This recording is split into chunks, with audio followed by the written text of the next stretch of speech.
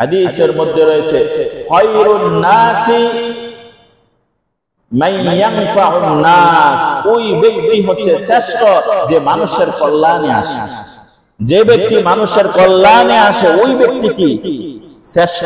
আল্লাহ রাসূল বলেন বুইসতু লিউতাম্মিমা মাকারিমাল আখলাক, আমাকে এই দুনিয়ায় প্রেরণ করা হয়েছে সর্বোচ্চ শ্রেষ্ঠত্ব দিয়ে, সর্বোচ্চ উত্তম আখলাক দিয়ে আমাকে প্রেরণ করা হয়েছে। ওই আখলাকই নবীর আদর্শের অনুসারী যদি আমরা হয়ে থাকি, আখলাক আর নৈতিক চরিত্র যদি আমাদের ঠিক না থাকে, তো শেষ নবীর উম্মত দাবি করাটাই অনর্থক।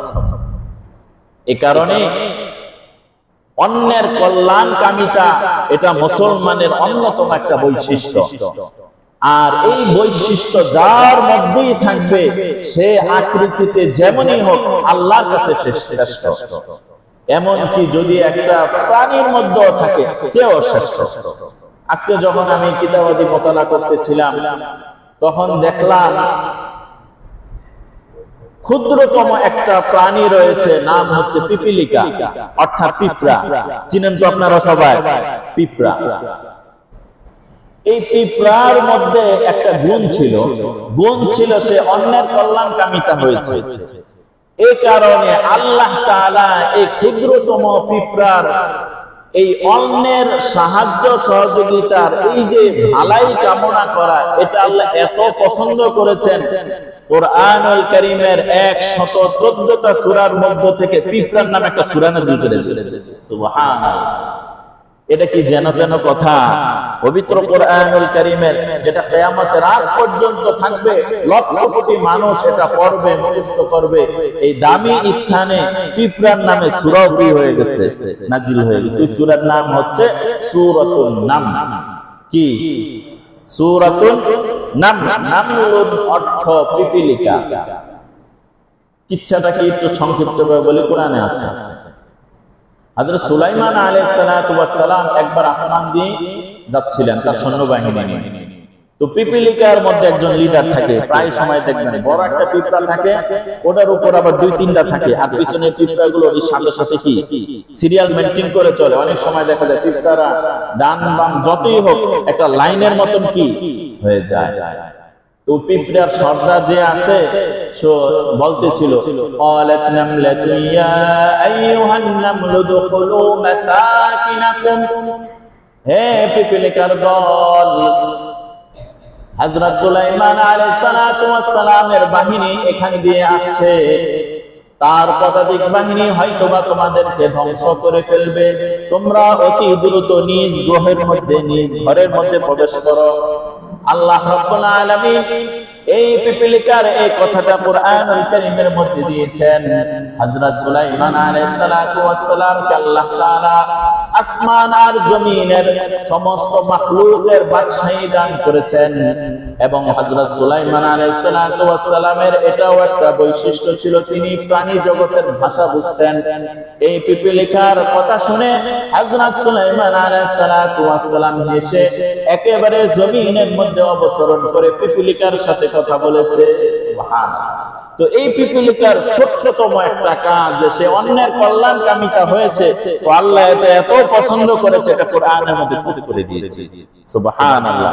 সুতরাং মানুষ আমি যেমনই হই না কেন, যদি আমার মধ্যে মানবীয় জিনিসটা, মানব সেবা এই বিষয়টা যদি দিলের মধ্যে থাকে, তো আল্লাহ তাআলার কাছে আপনি শ্রেষ্ঠতম বান্দা হয়ে যাবেন।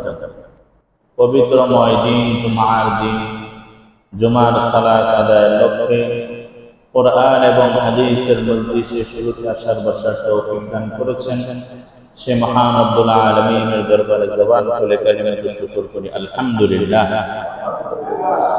আল্লাহ তাআলার অত্যন্ত দয়া ও ইহসান যে মহান রব্বুল আলামিন এখন পর্যন্ত আমাদেরকে ঈমান নামক দৌলতের উপর রেখেছেন, সুস্থতার নিয়ামত দিয়েছেন, আসমানি বালা মুসিবত থেকে হেফাজত করেছেন। যে সময় আমরা আল্লাহ তাআলার নিয়ামত প্রাপ্ত হচ্ছি, ঠিক এমনই সময় বাংলাদেশের মধ্যে লক্ষ লক্ষ মানুষ পানিবন্দী এবং লক্ষ লক্ষ মানুষ কঠিন বিপদের মধ্যে দিন অতিবাহিত করছে। মানুষের যে কষ্ট, মানুষের যে দুঃখ, তারাও তো মুসলিম ভাই। একজন মুসলিম ভাই অসহায় হয়ে যাওয়া, একজন মুসলমান ভাই বিপদে পড়ে যাওয়া, একজন মুসলমান ভাইয়ের বিপদ কেমন যেন মুসলিম জাতির বিপদ। হাদিসের মধ্যে এসেছে, আল্লাহর রাসূল সাল্লাল্লাহু আলাইহি ওয়াসাল্লাম বলেন, আল মুসলিমু কাজাসাদিন ওয়াহিদিন ইযা ইশতাকা আইনুহু ইশতাকা কুল্লুহু। দীর্ঘ হাদিসের মধ্যে আল্লাহর রাসূল বলেন, সমস্ত মুসলিম যেন একটি দেহের মতো। যদি দেহের একটি অংশ আক্রান্ত হয়ে যায়, যেমনি ভাবে পুরা শরীর অসুস্থ হয়ে যায়, যদি মাথা আক্রান্ত হয়ে যায় ওই ব্যক্তি অসুস্থ হয়ে যায়, যদি পা আক্রান্ত হয় তার গোটা দেহ অসুস্থ হয়ে যায়, ঠিক তেমনি ভাবে মুসলমান যেখানেই থাকুক, যে দেশেই থাকুক, যেখানেই থাকুক, যদি তারা আক্রান্ত হয়, বিপদে পড়ে, অন্য মুসলমান তার দিকে সহানুভূতির হাত বাড়িয়ে দিবে। এটা মুসলমানদের ঈমানি এবং নৈতিক দায়িত্ব। তো আল্লাহ তাআলার কাছে শুকরিয়া আদায় করা যে আল্লাহ আমাদেরকে নিরাপত্তার সাথে রেখেছেন। যারা বিপদে আছে আল্লাহ তাআলা তাদেরকে বিপদ থেকে হেফাজত করেন। আমি পবিত্র কোরআনুল কারীমের যে আয়াতখানা তেলাওয়াত করেছি, এটা হচ্ছে 6 নম্বর পারার 5 নম্বর পৃষ্ঠা, সূরাতুল মাইদা এর 2 নম্বর আয়াত। এই আয়াতের মধ্যে আল্লাহ রাব্বুল আলামিন বলেন, তাআওয়ানু আলাল বিররি ওয়াত তাকওয়া, তোমরা একে অপরকে সাহায্য করো দ্বীনের ক্ষেত্রে তাকওয়ার ভিত্তিতে। ওয়ালা তাআওয়ানু আলাল ইসমি ওয়াল উদওয়ান, খারাপির ক্ষেত্রে, অন্যায়ের ক্ষেত্রে একে অপরকে সহযোগিতা করো না। অর্থাৎ মুসলমানদেরকে বিশেষভাবে আল্লাহ লক্ষ্য করে বলছেন যে দ্বীনের ক্ষেত্রে আল্লাহর জন্য ভালো কাজে একে অপরের কি করো, সহযোগিতা করো। সাথে সাথে আদেশের সাথে সাথে নিষেধও আছে, ওয়ালা তাআওয়ানু আলাল ইসমি ওয়াল উদওয়ান, অন্যায় কাজে একে অপরকে সহযোগিতা করো না। এই বিষয়টা আমাদের, এটা কি একটা হাদিস শুনাইলাম না কোরআনের আয়াত?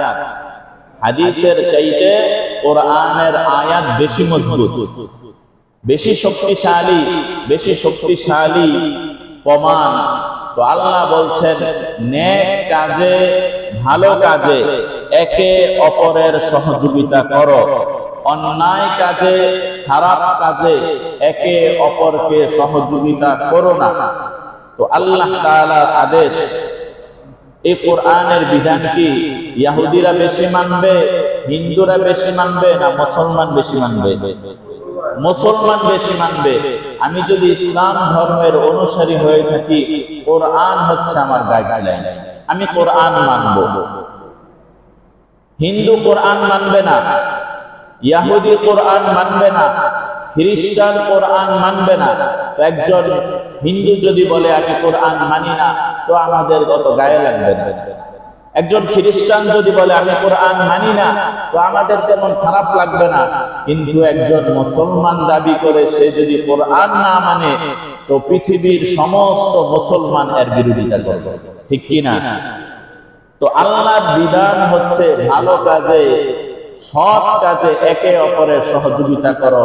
এই আদেশটা মুসলমান তো পালন করবে, মুসলমান ছাড়া অন্য যত ধর্মের মানুষ রয়েছে তারা যদি এই আদেশ পালন করে তো তাদেরও কল্যাণ হবে। মুসলিম জাতি, ইসলাম ধর্ম তো এমন এক ধর্ম, এটা সাম্যের ধর্ম, এটা শান্তির ধর্ম। যেই এটার মধ্যে আসবে সেই শান্তি পেয়ে যাবে। হয়তোবা আমাদের বুঝের কমতির কারণে অনেক সময় আমরা বুঝি না।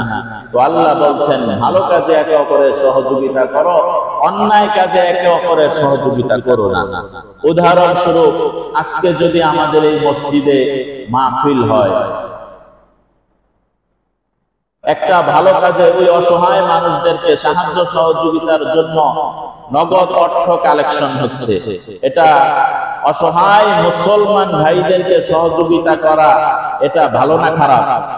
ভালো। তো টাকা সংগ্রহ হচ্ছে। ভালো খারাপের দিক, ওখানে একটা কনসার্ট হবে, গান হবে, ওটার জন্য কি হইতেছে, টাকা কালেকশন হচ্ছে। এখন দোনো পক্ষের লোক আপনার কাছে গেল, যা বলল যে আমাদের মসজিদে মাহফিল হবে, দিনই কথা হবে, অ্যারেঞ্জমেন্টের জন্য কিছু টাকার প্রয়োজন, আপনার সহযোগিতা করেন। আরেকটা অফার দিল, কনসার্ট হবে, ওই গায়ক গায়িকা আসবে, নায়ক নায়িকা আসবে, আপনি কিছু সহযোগিতা করেন। এই ক্ষেত্রে মুসলমানের করণীয় কি? কোরআনে স্পষ্ট আছে। মুসলমান কি করবে? ওরসের জন্য, গানের জন্য, কনসার্টের জন্য কি অর্থ সহযোগিতা করবে? অর্থ সহযোগিতা করবে না। কিন্তু দ্বীনি ক্ষেত্রে সে যতই ব্যয় করবে ততই আল্লাহ তাআলার কাছে সওয়াব বাড়তে থাকবে। আর গুনাহের কাজে যে যত সহযোগিতা করবে, হয়তো অনেক সময় দেখা যায় দুনিয়ায় কিছুটা বাহবা পাওয়া যায়, কিন্তু ভাই জেনে রাখেন আখিরাতে খবর আছে। দুনিয়ায় হয়তো বা পোস্টারে আপনার নাম সবার উপরে থাকবে, মানুষ বলবে অমুক নেতা 50 লক্ষ টাকা দিছে, বা স্টেজের প্রথম চেয়ারটা আপনাকে দিয়ে দিবে। দুনিয়ার সম্মান আখিরাতের অসম্মানের কারণ। এ কারণে আল্লাহ তাআলা সরাসরি এই বিধান হচ্ছে, তোমরা ভালো কাজে একে অপরের সহযোগিতা করো, অন্যায় কাজে একে অপরের সহযোগিতা করো না। 2 নাম্বার হচ্ছে, আল্লাহ রাব্বুল আলামিন আমাদেরকে যে মানুষ বানিয়েছেন, মানুষ বানানোর পর এই মানুষের যে সূরত রয়েছে, এই সূরত আর আকৃতির মূল্যের চাইতে আল্লাহ তাআলার কাছে অধিক মূল্য হচ্ছে সিরাতের মূল্য, অর্থাৎ আদর্শের মূল্য। সূরত হচ্ছে অবকাঠামো, অর্থাৎ মানুষ দেখতে কেমন, তার দেহটা কেমন। তো মানুষের মধ্যে অনেক প্রকার ভেদ রয়েছে। একজন মানুষ দেখতে অনেক কালো, আরেকজন মানুষ দেখতে অনেক সুন্দর, একজন মানুষ একেবারে অনেক লম্বা, আরেক মানুষ আছে খাটো। এই যে বৈচিত্র্যময় মানুষ, মানুষের যে আকৃতি, এই আকৃতি আল্লাহ তাআলার কাছে অধিক গ্রহণযোগ্য না, বরং আল্লাহ তাআলার কাছে অধিক গ্রহণযোগ্য হচ্ছে মানুষের আখলাক আর সিরত। আর এই আখলাক আর সিরতকে ঠিক করার জন্য আল্লাহ তাআলা যুগে যুগে পয়গম্বর প্রেরণ করেছেন, মানুষের মাঝে মেহনত করেছেন। এই বাহ্যিক অবয়ব যেটা রয়েছে, এটা দেখে আল্লাহ তাআলা জান্নাত জাহান্নাম দিবেন না। যেমন আমরা সাধারণত জানি, আফ্রিকা উপমহাদেশের দেশগুলোর লোকদের কালার কি হয় সাধারণত? বলেন না, সুন্দর না কালো? কালো হয়। ইউরোপিয়ান যারা রয়েছে, পশ্চিমা কান্ট্রির যারা রয়েছে, এদের দেহের শারীরিক গঠন দিক দিয়ে এদের চামড়া কি হয়? সাদা। এখন আপনাদের কাছে কি মনে হয়, আল্লাহ কালো দেখে সব জান্নাতে দিব, সুন্দর দেখে সব জান্নাত দিব? না না না, আল্লাহ দেখবেন তার আখলাক কি, তার ঈমান কি, তার ভিতরেরটা কি। ওই ভিতরেরটা দেখে সে নির্ণয় হবে সে জান্নাতি হবে না জাহান্নামী হবে। তো একজন মানুষ দেখতে কালো হইতে পারে, একজন মানুষ দেখতে অসুন্দর হতে পারে, কিন্তু তার দিল যদি সুন্দর হয়, আল্লাহ ওই দিলের উপর ফয়সালা দিয়ে দিবেন জান্নাত আর জাহান্নাম।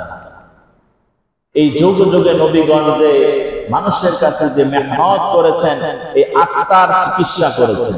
আমরা যেমন দেহের চিকিৎসার জন্য ডাক্তারের কাছে যাই, ঠিক আত্মিক চিকিৎসার জন্য আল্লাহ তাআলা যুগে যুগে পয়গম্বর প্রেরণ করেছেন।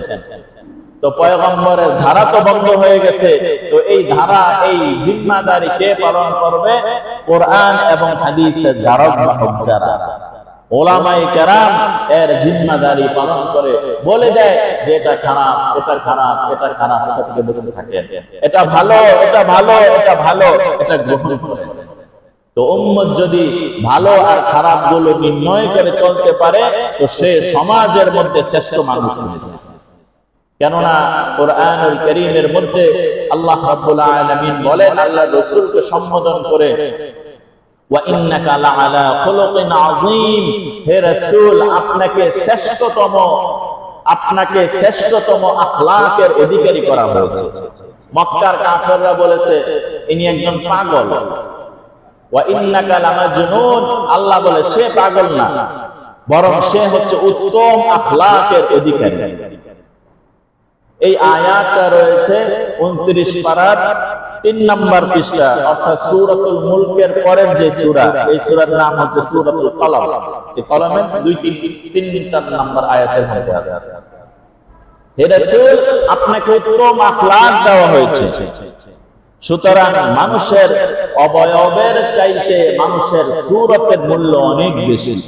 আর এই সিরাতের মূল্য যে অধিক বেশি, তার মধ্য থেকে অন্যতম এক বিষয় হচ্ছে যে অন্যের জন্য নিজেকে উৎসর্গ করা, মানব অন্যের কল্যাণকামিতা করা, অন্যের ভালো কামনা করা।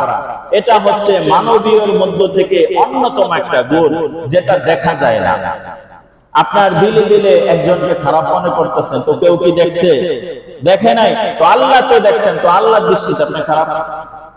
কিন্তু আপনি দিলে দিলে একজনকে ভালোবাসতেছেন আল্লাহর জন্য, কেউ দেখে নাই, যাকে ভালোবাসেন সেও জানে না, কিন্তু আপনার দিলের খবর কে জানে?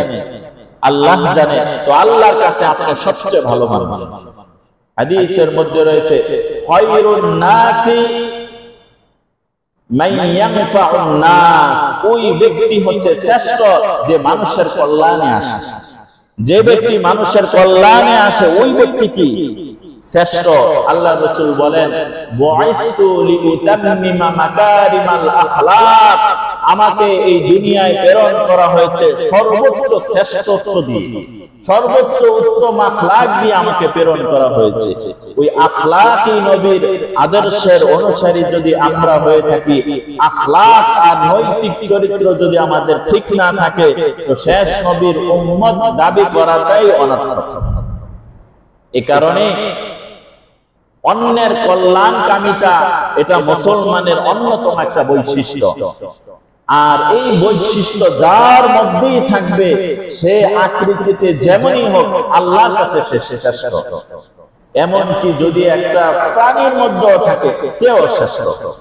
আজকে যখন আমি কিতাবাদি মোতালা করতেছিলাম, তখন দেখলাম ক্ষুদ্রতম একটা প্রাণী রয়েছে, নাম হচ্ছে পিপিলিকা, অর্থাৎ পিঁপড়া। চিনেন তো আপনারা সবাই পিঁপড়া। এই পিঁপড়ার মধ্যে একটা গুণ ছিল, সে অন্যের কল্যাণকামিতা হয়েছে।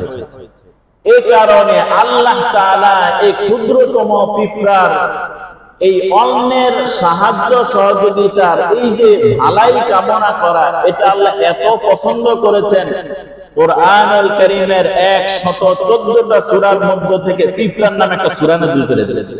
সুবহানাল্লাহ। এটা কি যেন তেন কথা? পবিত্র কুরআনুল কারীমের, যেটা কিয়ামতের আগ পর্যন্ত থাকবে, লক্ষ কোটি মানুষ এটা পড়বে, মুখস্থ করবে, এই দামি স্থানে পিঁপড়ার নামে সূরাও কি হয়ে গেছে? নাযিল হয়ে গেছে। ওই সূরার নাম হচ্ছে সূরাতুন নামল। কি? সূরাতুন নামল। নামলুন অর্থ পিপিলিকা। কিচ্ছাটা কি একটু সংক্ষিপ্ত বলে কোরআনে আছে। হযরত সুলাইমান আলাইহিস সালাতু ওয়াস সালাম একবার আসমান দিয়ে যাচ্ছিলেন তার সৈন্যবাহিনী নিয়ে। তো পিপিলিকার মধ্যে একজন লিডার থাকে, প্রায় সময় দেখবেন বড় একটা পিঁপড়া থাকে, ওটার উপর আবার 2-3টা থাকে, আর পিছনের পিঁপড়াগুলো ওর সাথে সাথে কি সিরিয়াল মেইনটেইন করে চলে। অনেক সময় দেখা যায় পিঁপড়ারা ডান বাম যতই হোক একটা লাইনের মতন কি হয়ে যায়। তো পিঁপড়ার সর্দার যে আছে, সো বলতেছিল, ক্বালাত নামলাতু ইয়া আইয়ুহান নামলু দুখুলু মাসাকিনাকুম, হে পিপিলিকার দল, হযরত সুলাইমান আলাইহিস সালাতু ওয়াস সালামের বাহিনী এখান দিয়ে আসছে, তার পদাতিক বাহিনী হয়তোবা তোমাদেরকে ধ্বংস করে ফেলবে, তোমরা অতি দ্রুত নিজ গ্রহের মধ্যে, নিজ ঘরের মধ্যে প্রবেশ করো। আল্লাহ রাব্বুল আলামিন এই পিপিলিকার এই কথাটা কুরআনুল কারীমের মধ্যে দিয়েছেন।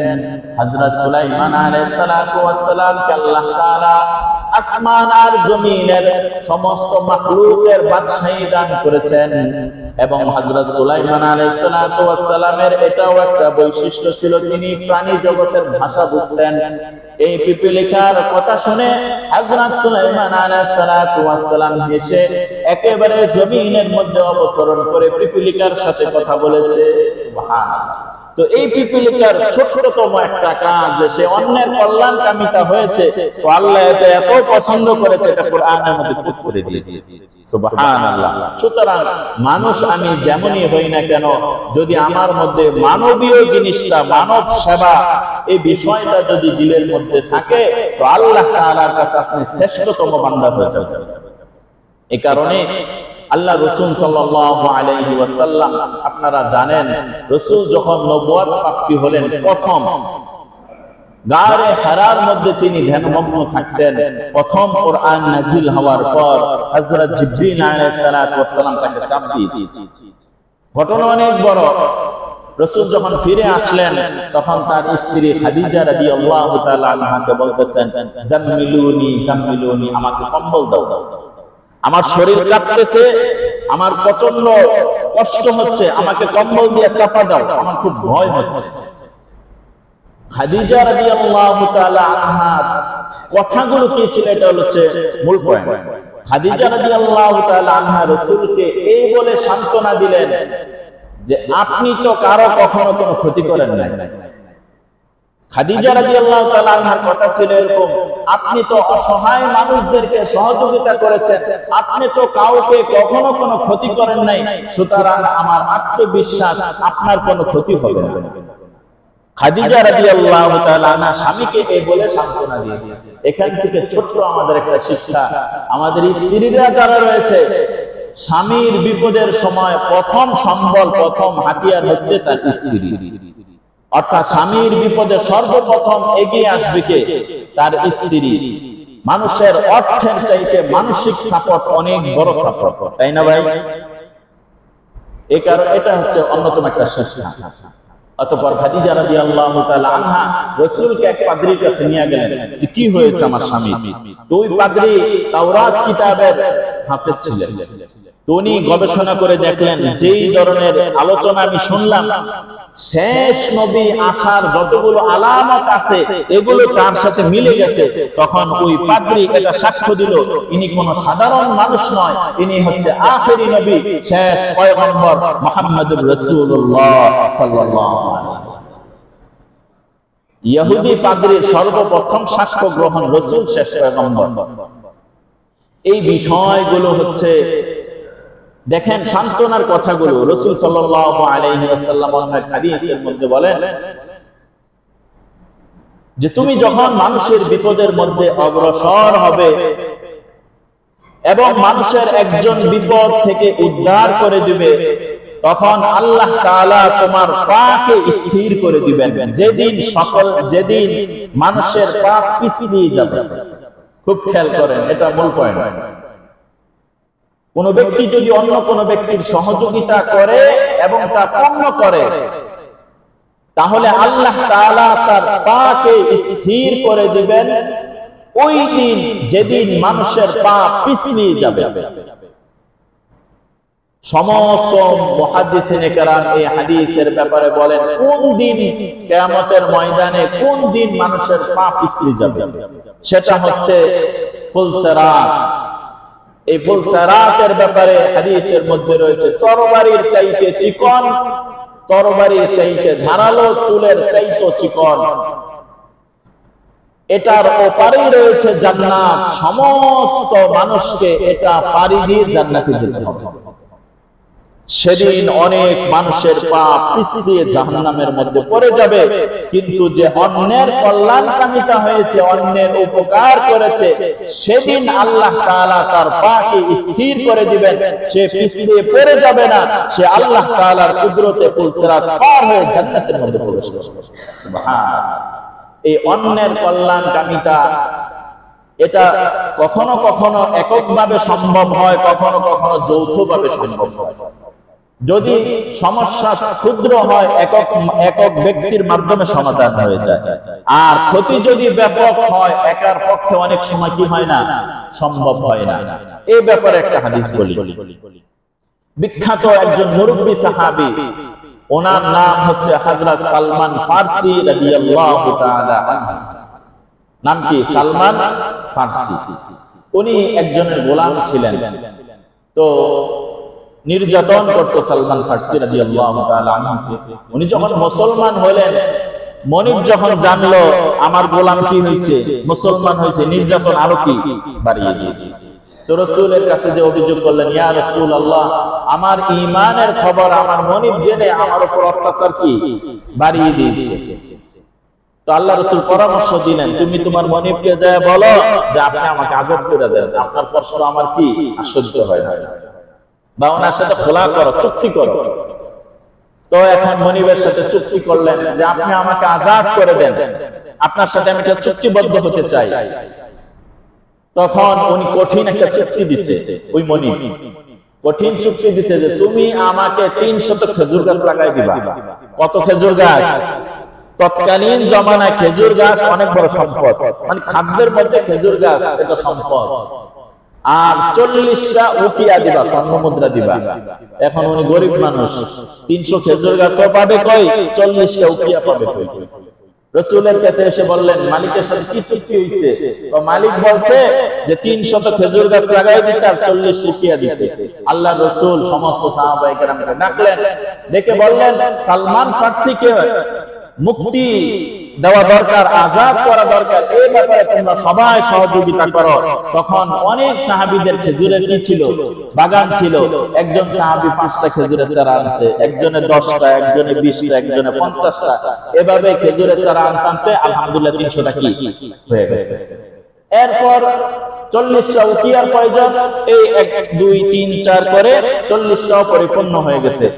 এরপর আল্লাহ রাসূল স্বয়ং, আল্লাহ রাসূল নিজে সাহাবীদেরকে সাথে নিয়ে ওই সালমান ফারসির মনিবের বাগানে যায়, নিজ হাতে চারা লাগিয়ে 40 উকিয়া দিয়ে সালমান ফারসিকে মুক্ত করছে।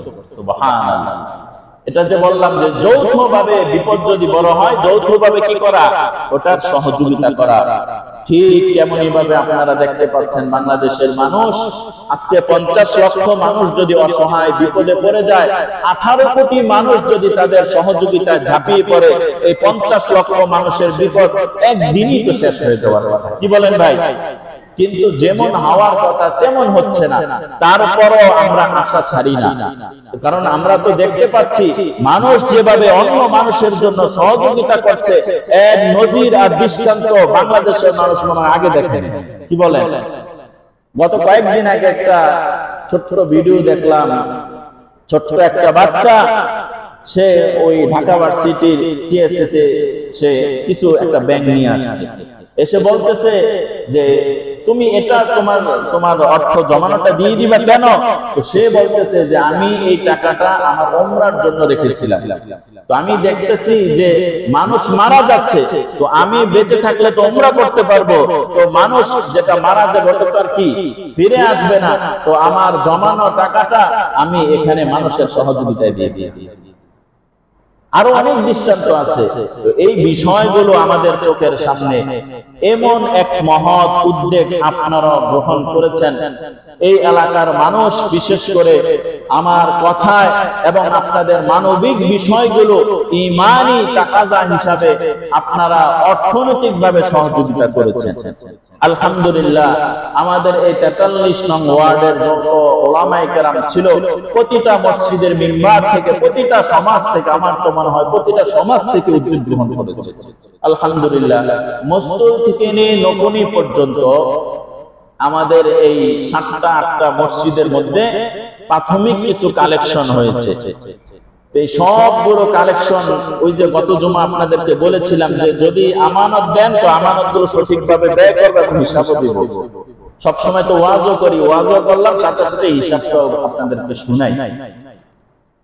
ইতিমধ্যে আমাদের কাছে প্রায় 1,33,180 টাকা এসেছে। এখানে 8টা মসজিদের টাকা এসেছে। মসজিদের নাম কি বলবো? শুনেন একটু, আমাদেরটা শুধু শুনেন যে আমাদের কলমা কেন্দ্রীয় জামে মসজিদে এই অসহায় মানুষের সাহায্য সহযোগিতার জন্য 53,500 টাকা এসেছে, আলহামদুলিল্লাহ।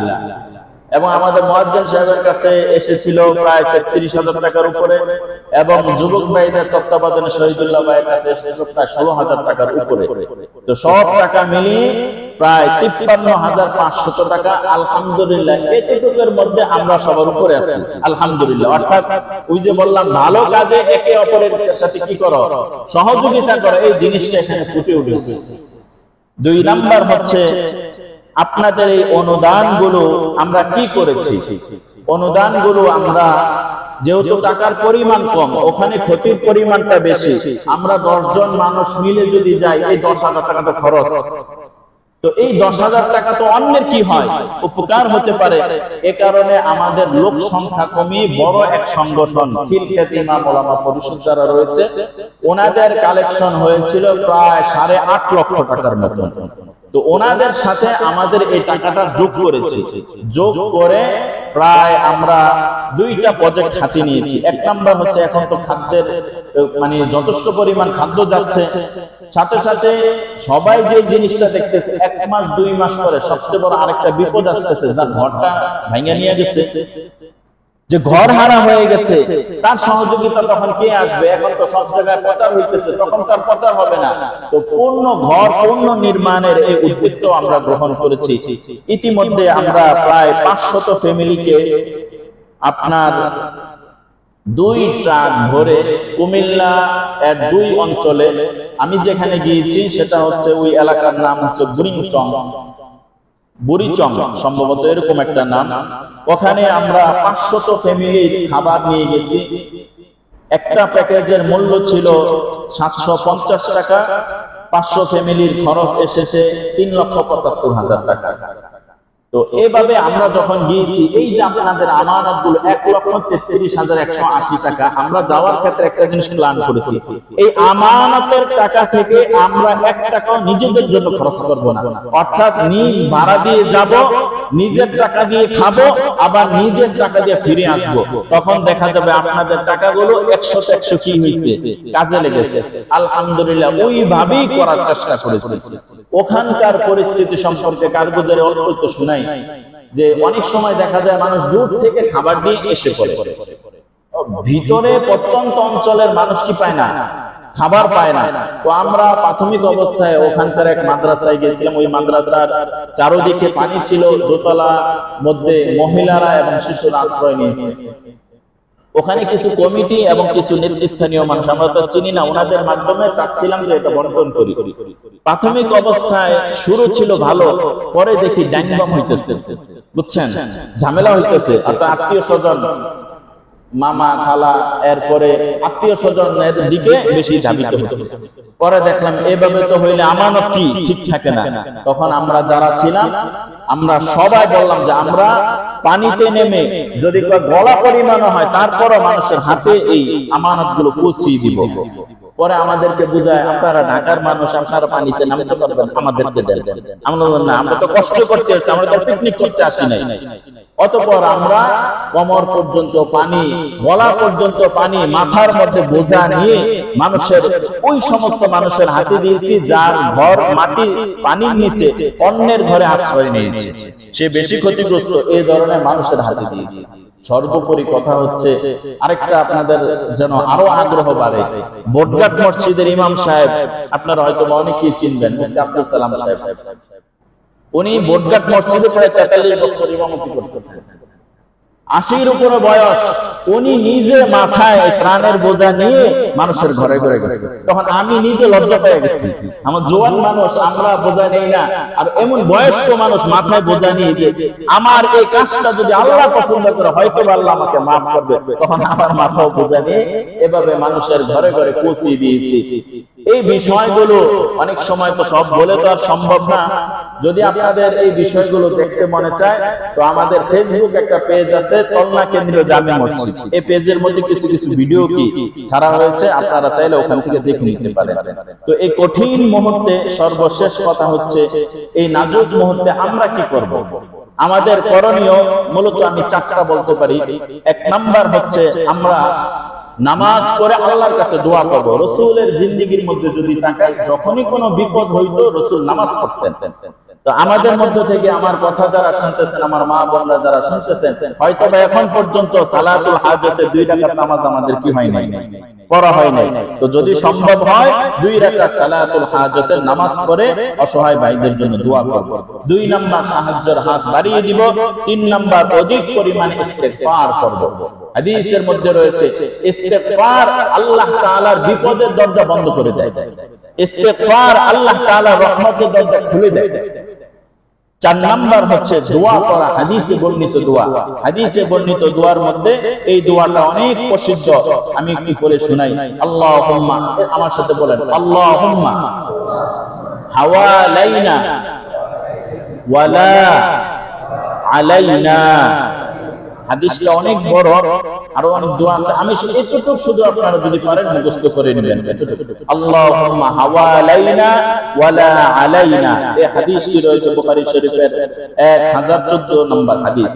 আরেকটা ছোট্ট আরেকটা দোয়ার কথা বলি, সেটা হচ্ছে এই দোয়া করবেন, আল্লাহুম্মা বলেন সাইয়্যিবান নাফিআ, আল্লাহুম্মা সাইয়্যিবান নাফিআ। কয়টা দোয়া বললাম? 2টা। 3 নাম্বার দোয়া হচ্ছে দোয়া ইউনুস করবেন, এটা তো একেবারে মুখস্থ। লা ইলাহা ইল্লা আনতা সুবহানাকা ইন্নী কুনতু মিনাজ জালিমিন। যারা এই দোয়াগুলো না পারেন ইনশাআল্লাহ আমার কাছ থেকে শিখে নেবেন। আল্লাহ তাআলা আমাদেরকে এই আমলগুলো, এই বিপদের মধ্যে এই আমলগুলো করার তৌফিক দান করেন। আমিন। ওয়া আখিরু দাওয়ানা আলহামদুলিল্লাহি রাব্বিল আলামিন।